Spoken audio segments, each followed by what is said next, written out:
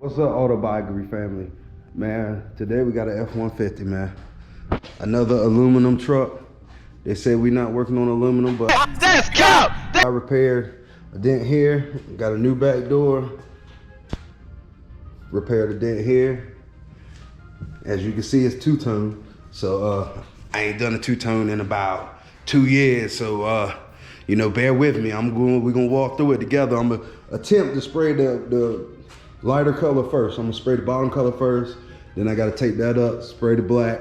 Which when I cut the door in, I went ahead and sealed the whole door. I put 2 coats of base on both sides, and I actually this time put one coat of clear on the outside, just to try to give it some protection. So when I do this two-tone, if I got to sand something or something, it's got clear down there, But we're gonna get into it. Y'all can watch me make my mistakes, and if you know how to do it better or got an easier trick to do these two-tones, let me know, because like I said, I haven't done many of them.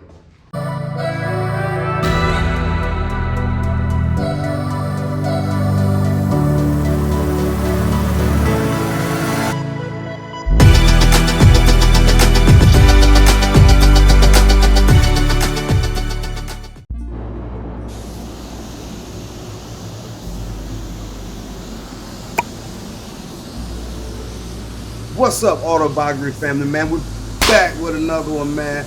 Today we got this two-tone job, man. I was a little nervous on this. I ain't done a two-tone in a little while, man. But it's just paint. Ain't no problem, whatever mistakes we have, we can always sand it down and redo it. But I'm gonna start out with that base coat blender. I always put that base coat blender down first to fill in them scratches, give everything an even playing field. I got a lot of metallics going on that bottom color. So now this bottom color, using the minigun, man, SRI Pro Light 1.0 tip on that thing. And the reason I chose it, because I didn't want color everywhere. I can contain it a little bit better with a minigun. Now, and plus the minigun's gonna put on a thinner coat. I did 2 coats of that color, and it covered that black just fine. But it's gonna put on a thinner coat, because I'm looking for quicker flash times, because I'm gonna have to do some taping, some fine line taping right there on that body line, so when I get ready to spray the black, I can have all that masked off and all that good stuff. Now, if anybody's working on these Fords, you know how them doors curve under. Now, why did Ford decide to do that? I don't know, but I got to try to get all up under there, which you can see the paint's blowing in there. It's another reason I use the minigun. So, have a smaller cup on the top of the gun, so I can kind of turn it to the side and get in there. But yeah, I gotta blend that gold color out on the front door too, and it blended out just fine, but that base coat blender helped with that, As you can see, it's pretty much covered. Now, I usually don't tack rag. In between coats of base. But on this color, with all the metallics that was in that bottom color landing in that black, if I go in clear over that, you're gonna see those metallics in that black. Now, that is not a solid black. The paint code's G1 for that black. It's black with blue pearl, and it's a good looking color, but it don't have no metallic flakes, and all those metallics from spraying that bottom color landed in that black.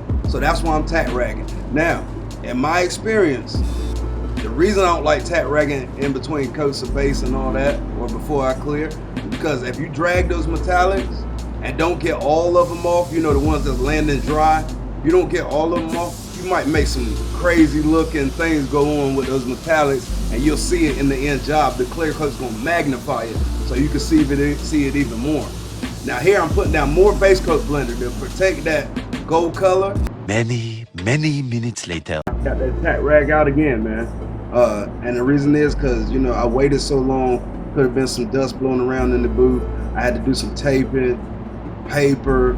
So just to try to get the cleanest job, I run that tack rag over it real quick again, Got to get all that trash out, man. The less trash, the less polishing and buffing it's going to need, quicker the job's getting done, So with that paper, I just tape the paper close to the body line, right?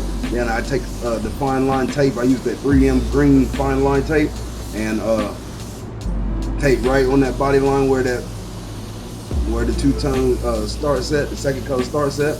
Now, when I cut it in, like I said before, I put base coat on the outside of the door, 2 coats. It's pretty much covered. I use black sealer. So really right now, all I got to do is make sure I get my primer from my body work on the front door and the cab corner covered, and make sure it blends out all right on the front door, you know. And pretty much 1 coat of this stuff, man, is covered, no problems, you know. Here's the second coat here, and I got to get the gold that was, you know, from that first color. I gotta get that covered too, which, like I said, it covered in the first coat. But second coat, make sure everything's blending out nice. I put another coat on that back door, and plus I had a burn through at the top of the door, so I knew about that. I burned through on the top of the back door and the front door. But you know, I do my own prep work, so I ain't got nobody to blame but me. You know, it's my fault. I ain't gonna lie, I ain't gonna cap. It's my fault. It's my fault. You know, rookie mistake. It's all good though. It happens. As long as you know how to fix it, you ain't got no issues. You know. Now here I knew I was making a mistake because I went all the way. I forgot I was blending and went all the way to the fender, but I straightened it up at closer to the top. But it don't matter because this color matched pretty good. The standard variant of this color matches pretty good, man. Now with this color, I made a mistake one time before. One time, I took the camera and read the color on that G1 Ford color that is black, blue pearl, and in the booth it looked good. The camera shot was perfect. In the booth it looked amazing. Got it outside in the sun, put way too much blue pearl in it from the camera shot. Because it tints the colors a little bit for you with the system I use, and it put way too much blue pearl. So outside in the sun, it was blue. That was a redo. I had to redo that job. Use that sunlight flashlight. You know, cheap security, man. Make sure everything's covered, because you definitely don't want to get out there and the primer ain't covered. So you know, I got all that done. I let it tack off for about 15-20 minutes. Then I untaped that bottom color. Now that was the scariest moment, man. My heart was beating. I didn't want that tape to pull off the color or anything, you know, which it was prepped right, so it shouldn't. But man, if I taped it too soon, some of that color would come off with the tape, but it didn't. Luckily it didn't, man. Like I said, I gave it like 45 minutes before I actually put that fine line tape up there. And this is the first coat of clear using that DeVelvis DV1 clear gun with that. I put the 1.4 tip on it now, man. I know some of you guys saying the gun's slow. I'm telling you, put the 1.4 tip on it. C2 air cap on it. Now it ain't so slow no more. It ain't the fastest gun on the market, you know. It ain't no solder, you know, none of that. But it gets the job done, you know. And as you can notice, I'm walking the panels. Y'all don't see me walk the panels too much, man.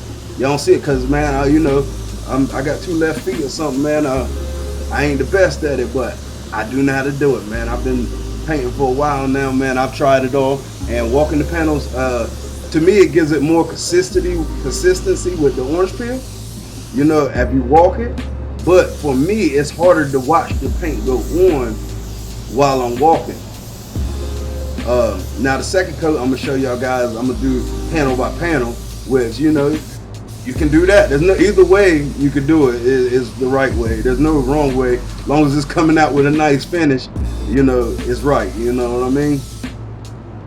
But yeah, I had to make sure I get up there because and you see how short I am. I got the reach. I don't know if it's too dry up there or not, but I got it though. I got it. Yeah, so far looking good, man. Looking good.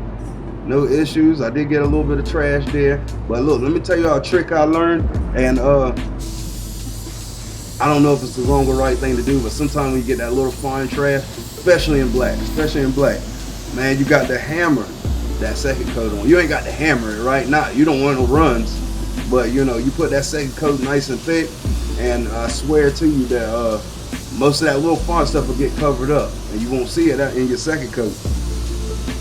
So yeah, here's the second coat. See how I'm going panel for panel. Now I don't stop in the gaps, right? Don't stop on them gaps between the doors, because then you'll build up that edge, and everybody will know it's been painted. A lot of times you'll get runs on that edge or something like that, and it looks It don't look horrible, right? But you could tell it's been painted once you see that thick edge.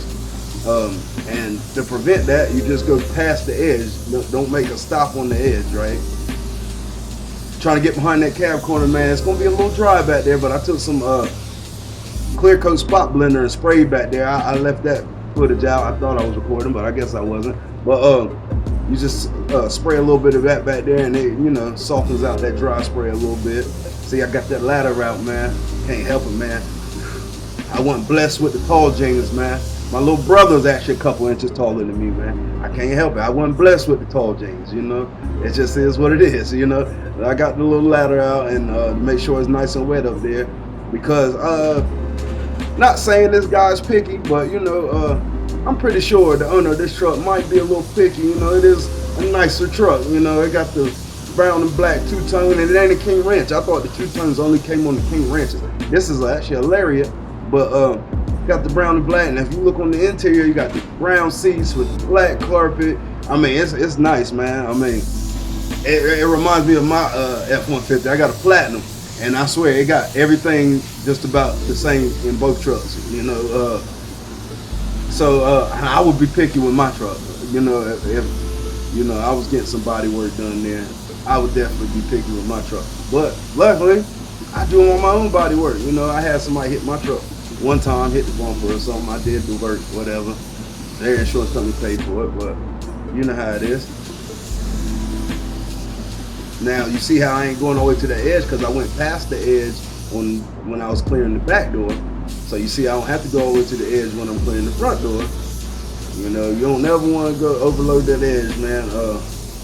I've even seen it so bad that it's like start solvent popping just on the door edge as it was running. It was solvent popping. I mean, it looked horrible, man. But hey, you learn from your mistakes. You learn from your mistakes. And that's it for this one, man. I'm gonna see y'all on the next one.